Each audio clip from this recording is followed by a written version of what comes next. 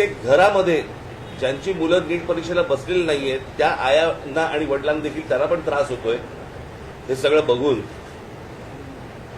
आणि आज जी मुलं आज इकडे मोठ्या ज्या अपेक्षेने आज आली, मला असं वाटतं त्याचं पुढे काय करायचं, त्याला कशी वाट करून द्यायची याचाच आम्ही विचार करत होतो। मला असं वाटतं उद्धव आपल्याशी बोलतील, नाही सांग कार्यक्रम जाहीर करून आणि त्याच्यामुळे आम्ही 26 तारखेला आम्ही एक शक्ती प्रदर्शन मोर्चा म्हणा, शक्ती प्रदर्शन म्हणा किंवा काही म्हणा, या मुलांना घेऊन करायचं आम्ही ठरवलेलं आहे की मुंबईसारख्या एका महत्वाच्या, सर्वात महत्वाच्या देशातल्या शहरामध्ये देखील ही सगळी मुलं आणि सगळेजण पालक हे एकत्र येत आहेत आणि आपला राग रोष व्यक्त करतायत हे मला असं वाटतं केंद्राला देखील कळणं गरजेचं आहे।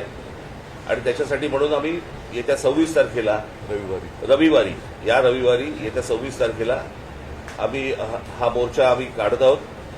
हा मोर्चा निघेल शिवाजी पार्क, शिवतीर्थावरून हा निघेल आणि हा मोर्चा जाईल सिद्धिविनायकाच्या इकडे।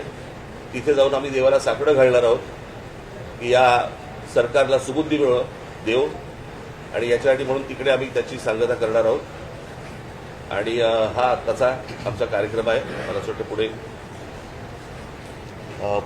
मी कालच दिल्लीला जाऊन आलो, माझ्या आधी अमित पण जाऊन आला।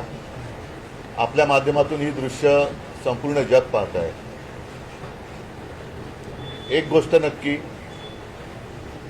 की हा विषय केवळ नीटच्या परीक्षेपुरता मर्यादित नाहीये, कारण ज्या वेळेला मी गेलो माझ्यासोबत संजय राऊत होते, अनिल देसाई, अरविंद सावंत ही सुद्धा मंडळी होती, खासदार होते।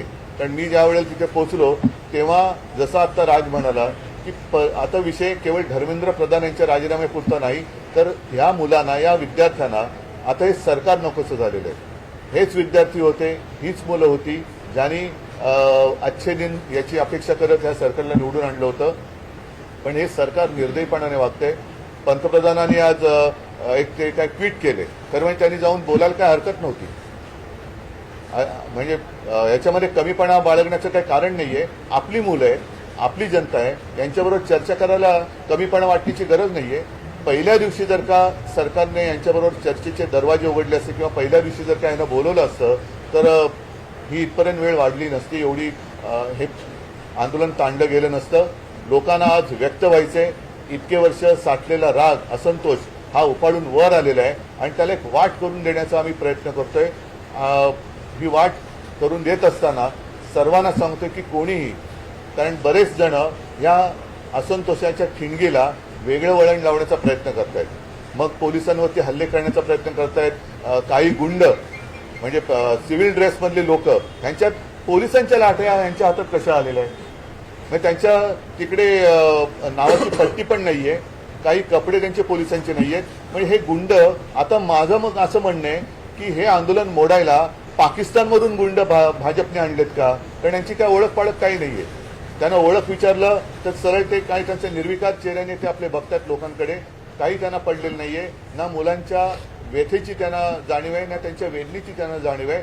बेसुमार लाठीमार करतायत आणि अशी ही सगळी गुंडागर्दी ही सरकार चालवत असताना कोणी गप्प बसू नये, आपण व्यक्त व्हायला पाहिजे आणि त्या व्यक्त होण्यासाठी, ती वाट करून देण्यासाठी येत्या रविवारी आम्ही मी मोर्चा म्हणण्यापेक्षा एक देशाची ताकद काय असते ही ताकद दाखवून देण्यासाठी ह्या मोर्चाचं आयोजन केलेलं आहे। जसं राजने सांगितलं की शिवाजी पार्क ते सिद्धिविनायकला राज आपण जाऊन दोन गोष्टी करू, एक तर या सरकारला सुबुद्धी दे, नाहीतर सिद्धिविनायकाला साकडं की या देशावरती आलेलं हे अरिष्ट सरकारच्या रूपाने हे लवकरात लवकर दूर कर। Bureau report HN network.